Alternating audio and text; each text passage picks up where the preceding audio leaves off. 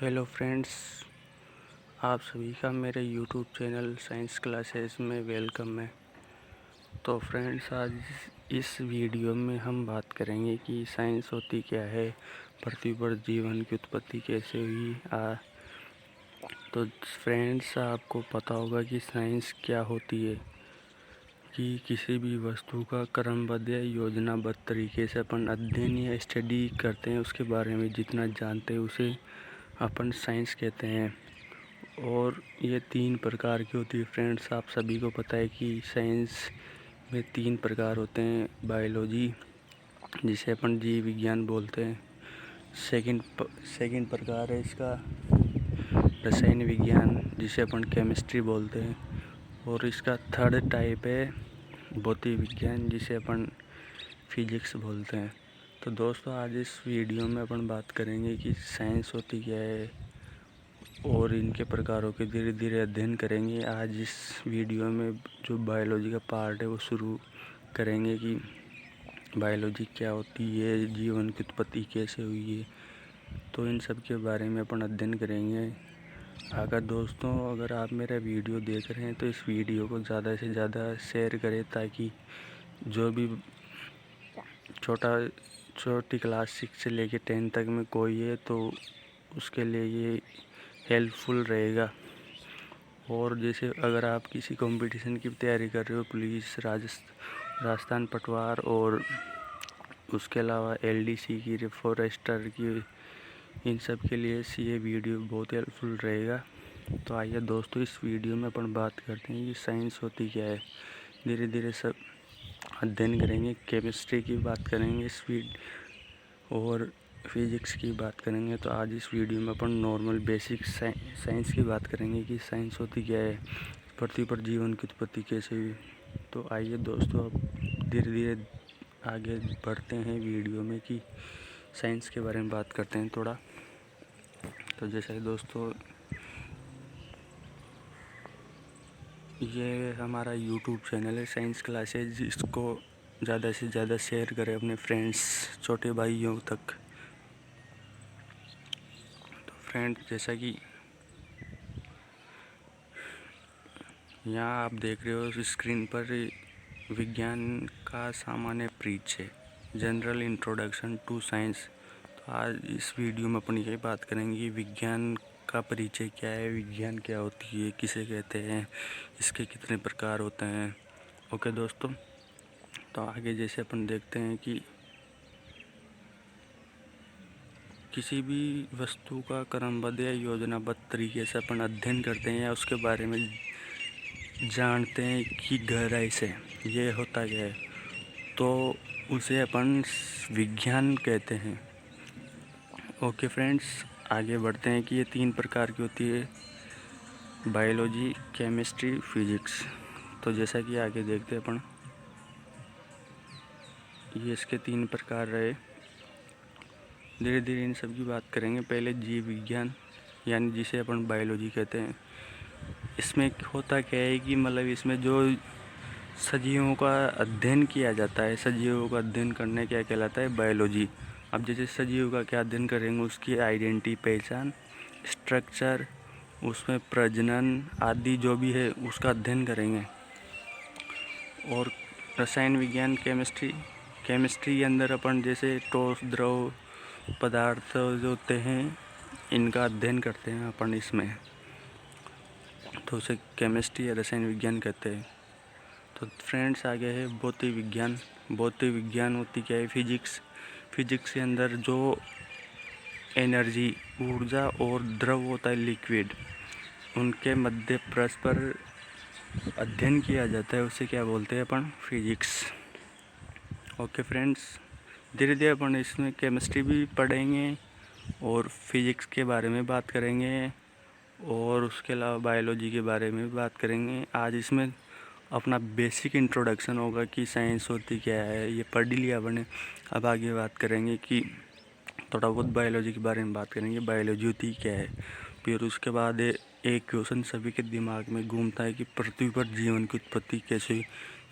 जैसा कि फ्रेंड्स, आप सभी को नॉर्मली पता होगा कि जीवन की उत्पत्ति कैसे हुई, या सभी के दिमाग में घूमता है। कभी कभी आप अकेले बैठे हो तो आप भी सोचते हो कि यार इस पृथ्वी पर जीवन की उत्पत्ति कैसे हुई। तो इस मत को लेकर बहुत सारे ऐसे वैज्ञानिक थे जिन्होंने कहा कि किसी ने कहा कि निर्जीव पदार्थों से जीव की उत्पत्ति हुई है। किसी ने कहा कि रासायनिक अभिक्रियाओं के आपस में मिलने पर जीवन की उत्पत्ति हुई। तो फ्रेंड्स, इस वीडियो में अपन धीरे धीरे सब बात करेंगे। तो आइए इस वीडियो में आगे बात करते हैं। जो पहला आपका पॉइंट है जीव विज्ञान, इसके बारे में बात करते हैं। तो फ्रेंड्स,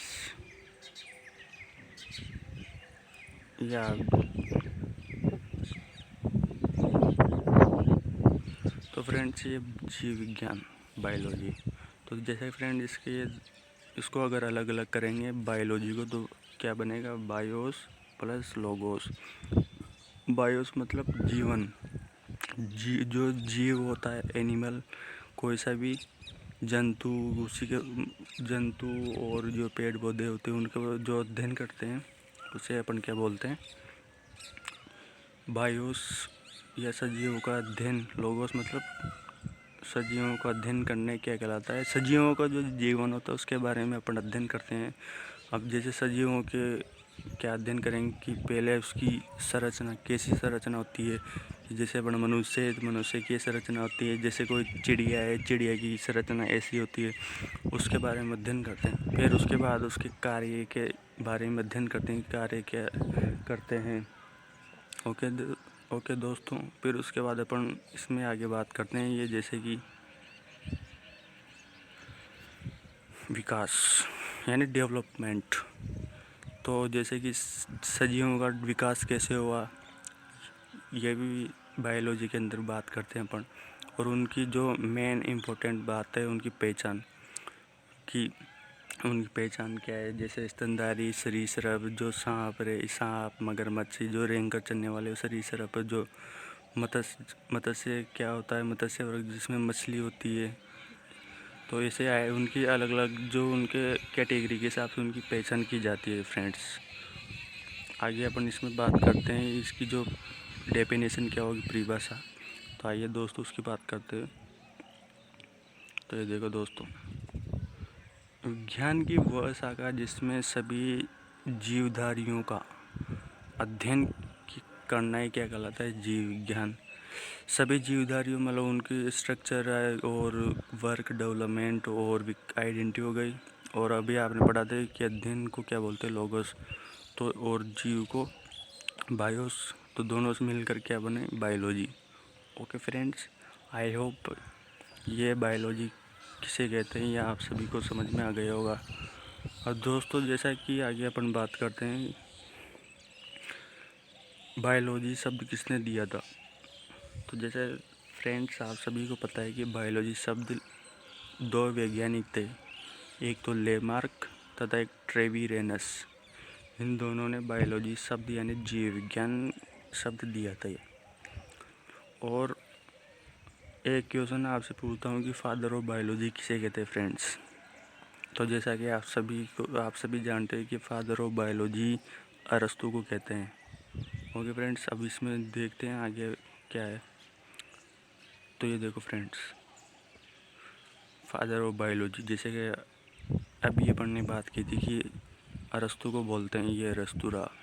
ओके फ्रेंड्स, अब उसके बाद अपन आगे बात करते हैं इसमें। यह दो वैज्ञानिक थे जिन्होंने बायोलॉजी शब्द दिया।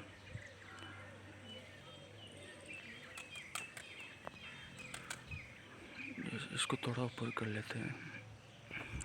ओके, ये कहाँ गया वो,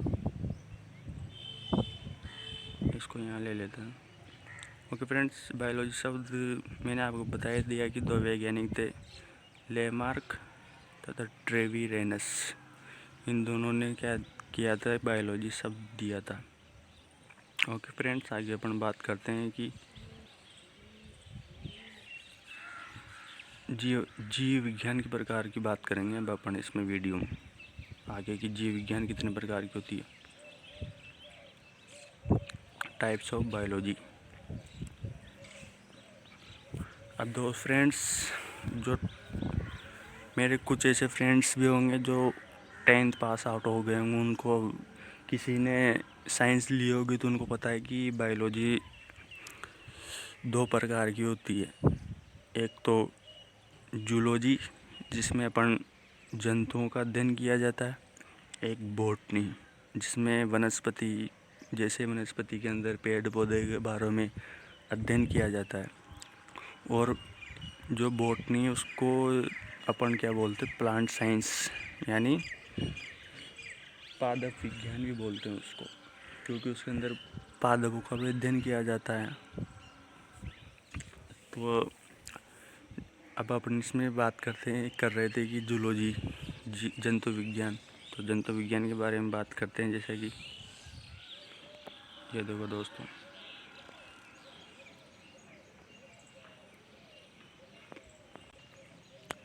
जंतु विज्ञान प्राणी व जंतुओं का अध्ययन क्या कहलाता है, जूलॉजी या जंतु विज्ञान। ओके फ्रेंड्स, उसके बाद फादर ऑफ जूलॉजी, ये फादर ऑफ जूलॉजी भी है। इसके अंदर जो ये अरस्तु है इसे फादर ऑफ जूलॉजी भी कहते हैं, जंतु विज्ञान का जनक। और इस अरस्तु को बायोलॉजी का फादर ऑफ बायोलॉजी भी कहते हैं, बायोलॉजी का जनक भी कहते हैं। ओके फ्रेंड्स, आगे इसमें बात करते हैं। यह तो हो गए अपनी जूलॉजी के बारे में बात की, जूलॉजी के अंदर जंतुओं प्राणियों का अध्ययन किया जाता है, ये शब्द अरस्तु ने दिया था। उसके बाद अपन इसमें बात करते हैं जो ये आपकी बॉटनी है, वनस्पति विज्ञान। तो वनस्पति विज्ञान के अंदर क्या होगा कि ये वनस्पति विज्ञान है और इसके अंदर क्या होगा, पौधों के विभिन्न अंग जो पार्ट ऑफ प्लांट, पौधों के विभिन्न अंगों का अध्ययन क्या कहलाता है, वनस्पति विज्ञान या बॉटनी। ओके फ्रेंड्स, आगे इसमें बात, तो जैसे कि पौधों के विभिन्न अंगों के बारे में अपन अध्ययन करते हैं उसे क्या बोलते हैं, बॉटनी। तो पौधे के विभिन्न अंग कौन कौन से होते हैं उनकी बात करेंगे धीरे धीरे। ये कि पौधे की संरचना, उसमें कौन सी बीमारी होती है, उसमें प्रजनन, रिप्रोडक्शन, स्ट्रक्चर, डिजीज, और ये ग्रोथ वृद्धि, और उसके रासायनिक गुण कि रासायनिक गुण होते केमिकल कंपाउंड। ओके फ्रेंड्स, आगे अपन इसमें बात करते हैं कि फादर ऑफ बॉटनी किसे कहते हैं। आप सभी को पता होगा, 6 क्लास के छोटे बच्चों को भी पता है कि फादर ऑफ बॉटनी किसे कहते हैं, थियोफ्रेस्टस। तो जैसा कि दोस्तों ये रहा फादर ऑफ बॉटनी, थियोफ्रेस्टस। और मेरे कुछ ऐसे दोस्त होंगे 6 से लेकर 10 तक जिनको साइंस के बारे में इतनी नॉलेज भी नहीं होगी, ये वीडियो उनके लिए। तो प्लीज़ जो भी आपका कोई छोटा भाई बहन हो 6 से लेकर 10 तक, तो उसको ये वीडियो ज़रूर दिखाए और ज़्यादा से ज़्यादा वीडियो को शेयर करें फ्रेंड्स। अब आगे अपन इसमें बात करते हैं फ्रेंड्स, जैसा कि इसे पादप विज्ञान भी बोलते हैं। ये बात अपन ने कर ली क्योंकि इसमें पादपों का पौधों का अध्ययन किया जाता है। ये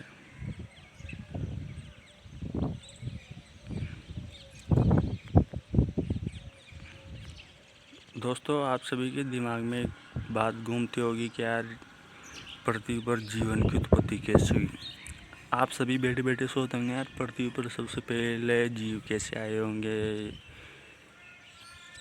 तो आज अपन उसकी बात करेंगे। तो पृथ्वी पर जीवन है उसको लेकर विभिन्न जो आपके साइंटिस्ट हुए उन्होंने अलग अलग मत दिया, तो उसके आगे अपन बात करते हैं। फर्स्ट मत दिया था एक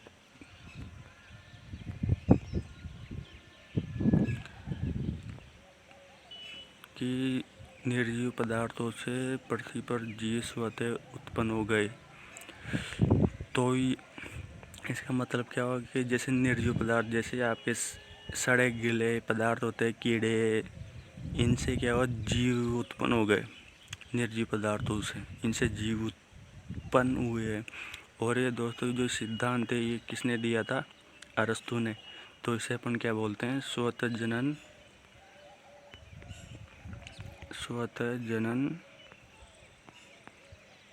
मत का सिद्धांत भी बोलते हैं। स्वतः जनन मत का सिद्धांत भी बोलते हैं इसको, कि जिसमें निर्जीव पदार्थों से जीव स्वतः उत्पन्न हुए। और ये जो सिद्धांत है किसने दिया था? अरस्तु ने। उसके बाद जो सेकंड सिद्धांत है वो क्या बोलता है कि कुछ ऐसे भी साइंटिस्ट हुए जिन्होंने कहा कि जो पृथ्वी पर जीव है ये क्या हुए थे कि बाहर से आए हुए हैं, जैसे कि अदर प्लैनेट्स, कि ये जीव पृथ्वी पर नहीं थे पहले, या अन्य ग्रह से आए थे। तो ये देखो दोस्तों, ये रहा। और अपन जैसे अगर इस ब्रह्मांड की बात करें तो इसमें बहुत सारे ऐसे ग्रह है जहाँ अभी जीवन संभव नहीं है, लेकिन अभी 2014 में जो मंगल ग्रह पर मंगलयान भेजा गया था उससे पता चला था कि जो अपन मंगल ग्रह है उसके अंदर अपने जो पृथ्वी उसके समान, जैसे वायुमंडल भी समान है और तापमान भी समान है। तो वहाँ जो अपने साइंटिस्ट थे उन्होंने बताया कि मंगल ग्रह पर भी जीवन बन सकता है। तो अभी चल रही है कि बाद मंगल ग्रह पर भी जीवन बसाएंगे। तो आज फ्रेंड्स इसमें आगे अपन बात करते हैं कि थर्ड मत क्या बोलता है। ये रहा, ये तीसरा सिद्धांत है दोस्तों, कि वर्तमान में कहा जाता है कि जो आपका जीवन है उसकी उत्पत्ति रासायनिक पदार्थों के आपस में मिलने पर हुई है। और एक वैज्ञानिक थे स्टैनले मिलर, उन्होंने प्रयोग द्वारा सिद्ध भी किया था कि पृथ्वी पर रासायनिक पदार्थों के मिलने से कैसे जीवन की उत्पत्ति हुई थी। उन्होंने फ्लास्क लिया, प्रयोग किया था उन्होंने अपनी लैब में कि 2 फ्लास्क लिए जिसमें गैसें डाल दी, मीथेन, नाइट और जल, ऑक्सीजन आदि गैसें डाल दी उनमें, और टंगस्टन का इलेक्ट्रोड लगा दिया। उसके बाद फिर धीरे धीरे दूसरा फ्लास्क लिया और उसको दूसरे जो फ्लास्क है पहला उससे कनेक्ट करके, और जो दूसरा फ्लास्क था उसमें जल लिया, उसको गर्म किया और धीरे धीरे जो वाष्प बाहर निकली और जो एक नली को कनेक्ट किया था उससे अंदर होके वो फिर उसके अंदर वो एक वो लगा रखता है जिसमें वो ठंडी हो जाती है, उसके बाद वो नीचे आ जाती है। तो स्टैनले मिलर के प्रयोग की बात करेंगे अपन आगे इसमें। तो ये सिद्धांत की रासायनिक पदार्थों से हुई थी, एक वैज्ञानिक थे फ्रांसिस्को रेड्डी, उन्होंने कहा था ये। और ये जो स्टैनले मिलर और उसका फ्रेंड था यूरे, उसने इस जो फ्रांसिस्को रेड्डी ने बताया था कि पृथ्वी पर रासायनिक पदार्थों से आपस में मिलने पर जीवन की उत्पत्ति हो, तो इस मत का उन्होंने खंडन भी किया था, मतलब मत समर्थन किया था, उसने फुल सपोर्ट किया था इसने, स्टैनले मिलर और उसके दोस्त यूरे ने। तो फ्रेंड्स इसकी अपन आगे बात करेंगे, अभी इसमें अपन नॉर्मल बात कर रहे हैं कि पृथ्वी पर जीवन की उत्पत्ति कैसे। अब फ्रेंड्स आगे जैसे कि कुछ ऐसे भी हुए जिन्होंने कहा है कि नहीं, पृथ्वी की उत्पत्ति तो भगवान ने की है, जीव भी भगवान, जो मनुष्य है जीव है उनकी उत्पत्ति भगवान ने की है। तो जैसे कि अपन तो मिडिल क्लास फैमिली से बिलोंग करते हैं, तो सभी अपने को तो ये बताया गया था बचपन में कि भगवान ने इस पृथ्वी को बनाया है और जीवन की उत्पत्ति भगवान ने की है। और बहुत सारों का अभी भी यही मानना है कि जो ये पृथ्वी है वो शेषनाग के फन पे टिकी हुई है, जो अपने धार्मिक मत है। तो फ्रेंड्स सबका अलग अलग मत दिया था वो, तो इन सब के बारे में अध्ययन करेंगे अपन आगे अपन इसमें बात करते हैं फ्रेंड्स। पृथ्वी पर ये देखो, ये कहाँ गए, एक वैज्ञानिक हुए थे अपने जेबीएस होल्डेन, ये इन्होंने क्या किया था कि पृथ्वी पर जो जीवन है उसको 8 चरणों में बांटा, कि पृथ्वी की उत्पत्ति 8 चरणों में हुई है, हो सकती। ये देखो पृथ्वी की उत्पत्ति 8 चरणों में हुई है। अरे हाँ, ये JBS होल्डे ने बताया था कि पृथ्वी पर 8 चरणों में इसकी उत्पत्ति। तो फ्रेंड्स, अगर आपके कभी क्वेश्चन भी पूछ लेने कि पृथ्वी JBS होल्डे ने क्या बताया था कि पृथ्वी पर 8 चरणों में इसकी उत्पत्ति हुई थी। ओके फ्रेंड्स, आगे अपन इसमें बात करते हैं कि इस पृथ्वी पर जो मानव या जीव का जीवन उसके लिए महत्वपूर्ण यौगिक कौन सा होगा।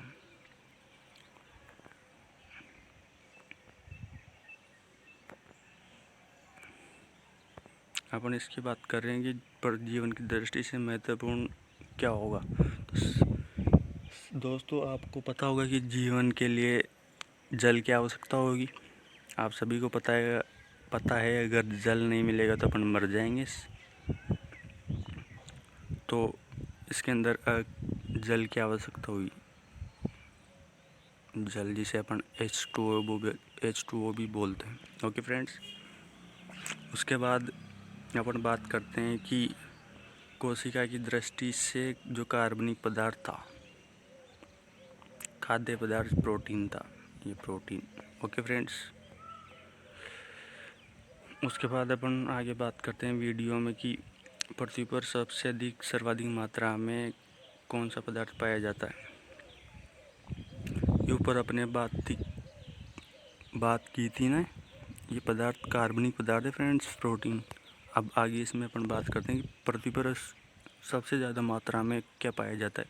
तो सेलुलोज किस में पाया जाता है। जो पादप कोशिका होती है, प्लांट सेल, उसके अंदर ये कोशिका भित्ति होती है, कोशिका भित्ति के अंदर पाया जाता है। उसके बाद ये कोशिका भित्ति का मुख्य संगठक होता है और उसके अलावा ये कोशिका झिल्ली के अंदर नहीं पाया जाता है, सेल वॉल। ओके दोस्तों, कोशिका झिल्ली का मुख्य संगठक नहीं होता सेलुलोज, कोशिका झिल्ली अलग ही होती है जिसकी अपन आगे बात कर रहे हैं अभी। ये कोशिका झिल्ली सेल वॉल। तो ये क्या होती है कि पादप कोशिका और जंतु कोशिका के आपस में मिली होती है, आपस में मिलकर बनी होती है। तो जैसा कि इसमें आगे बात करते हैं, ये प्लांट सेल और ये जंतु एनिमल सेल, ये परस्पर आपस में जुड़ी होती है या आपस में मिलकर बनी होती है, कुछ भी बोल सकते हैं। तो इसको कोशिका झिल्ली की परिभाषा क्या होगी फ्रेंड्स, कि पादप कोशिका और जंतु कोशिका से मिलकर या परस्पर जुड़ी होती है आपस में, जंतु कोशिका और पादप कोशिका, तो उसे क्या बोलते हैं अपन, सेल वॉल या कोशिका झिल्ली। ओके फ्रेंड्स, आ गई होगी, आई होप इसकी परिभाषा क्या होगी कि पादप कोशिका और जंतु कोशिका परस्पर कोशिका झिल्ली से जुड़ी होती है, या डायरेक्ट आप ऐसे भी बोल सकते हैं कि पादप कोशिका जंतु कोशिका आपस में मिलकर कोशिका झिल्ली का निर्माण करते हैं, सेल वॉल का। और फ्रेंड्स, आगे इसमें बात करते हैं, एक छोटी सी लाइन है, कोशिका भित्ति केवल पादप कोशिका प्लांट सेल कोशिका झिल्ली के बाहर में स्थित होती है। यानी कोशिका झिल्ली पादप और जंतु कोशिका दोनों में पाई जाती है। कोशिका झिल्ली पादप और जंतु कोशिका दोनों में पाई जाती है।